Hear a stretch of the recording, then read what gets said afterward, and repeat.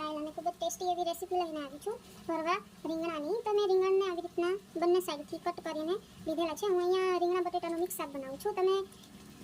તમને જો ઠીક લાગે તો તમે ખાલી રીંગણાનું પણ આવી રીતનું ભરેલું શાક બનાવી શકો છો. તો અહીંયા મેં એક પેકેટ સિંગ ભજીયાનું લીધેલું છે અને એક જે આપણે તીખો મીઠો મિક્સ ચવાણું આવે છે એનું લીધેલું છે. હવે આને આપણે સારી રીતે ગ્રાઇન્ડ કરી લેવાનું છે.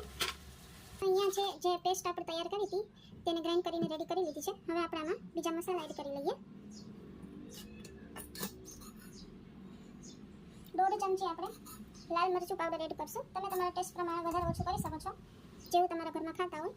1/2 ચમચી મીઠું, 2 ચમચી આપણે ધાણા જીરું પાવડર એડ કરશું, ચપટી હળદર, આદુ અને લસણની પેસ્ટ છે અને અડધા લીંબુનો રસ એડ કરશું. આપણે ખાંડ એડ કરશું. આમાં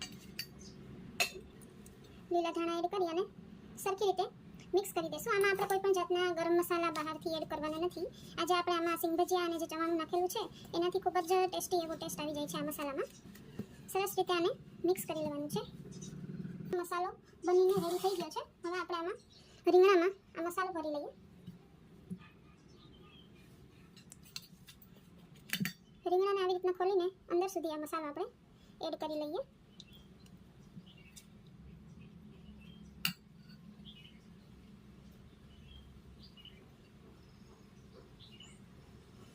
ખૂબ જ સરસ રીતે આખા રીંગણા આપણે મસાલાથી ભરી દેવાના છે.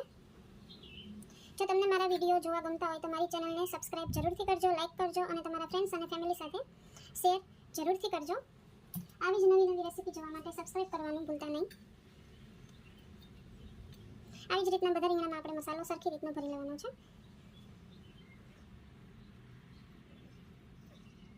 આ બધા રીંગણા ભરાઈને એકદમ રેડી થઈ ગયા છે. આવી જ રીતના બધા રીંગણાને ભરીને તૈયાર કરવાના છે આપણે.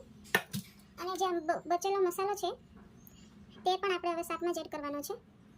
તેમાં જે અમે બટેટા ઝીણા સુધારેલા હતા તેને આપણે આમાં એડ કરી દઈશું. આવડી સાઈઝના બટેટા મેં કટ કરેલા છે.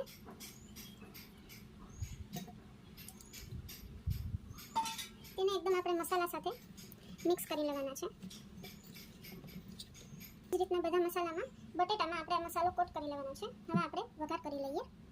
એક કુકરમાં મોટા 2 ચમચા જેટલું તેલ ગરમ થવા રાખી દીધું છે. હવે આપણે એમાં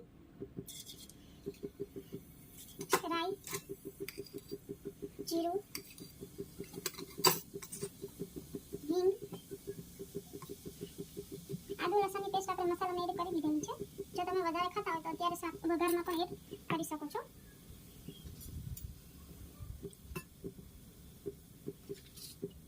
રાઈ સારી રીતે પકડી જાય ત્યારબાદ તેમાં આપણે આ ભરેલા રીંગણાને એડ કરી દઈશું અને સારી રીતે મિક્સ કરી દેવાનું છે.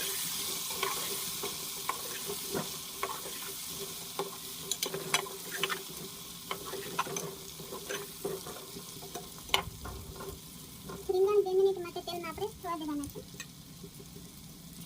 ત્યારબાદ એમાં આપણે એક મીડિયમ સાઇઝનું ટામેટું કટ કરીને નાખેલું છે અને જે આપણે બટાકા મસાલામાં કોટ કરેલા હતા તેને એડ કરી દઈશું. સરસ રીતે એકદમ મિક્સ કરી લેવાનું છે આપણે.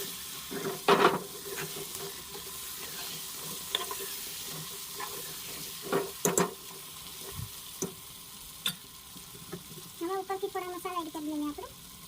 લાલ મરચું પાવડર 1.5 ચમચી, નમક સ્વાદ પ્રમાણે તમે એડ કરી શકો છો. મેં અહીંયા 1 ચમચી એડ કર્યું છે. ધાણા જીરું પાવડર, ચપટી હળદર, સરસ રીતે મિક્સ કરી દઈએ આપણે. 1 ગ્લાસ પાણી એડ કરવાનું છે.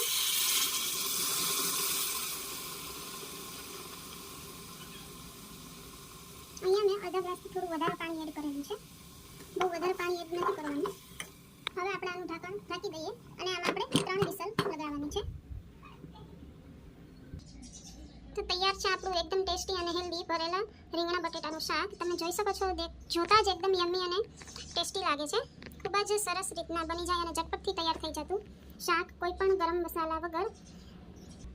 જો તમને મારા વિડીયો પસંદ આવતા હોય તો like, share and subscribe. Thanks for watching. Thank you.